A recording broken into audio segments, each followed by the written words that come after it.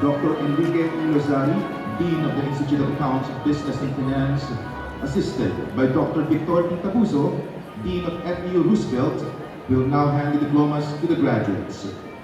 The names of the graduates will be read by Dr. Alecito Jubak Jr. Master of Business Administration, first trimester school year 2022-2023. Dinard Chavez Abad. Bernardo Mangasin Alayban. Leberisa Gensana Pisana. Jonathan Basel Pino. Ogi Maizo de Fiesta.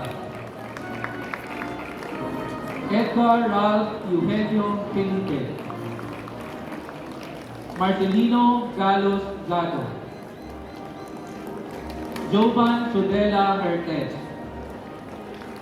Asuncion Ventura Lopez. Title of the thesis, Factors Affecting the Employability of Filipino Quantity Surveyors, an Analysis of the PICQS Membership. Jennifer Aquino Manalat. Ronald Rivera Pasaporte. Moncito Quiachon Rigondon Jr. Romeo Dimla Sarenas Jr. Jennifer Balmores Trigan. John Ray Econas Tabuhara.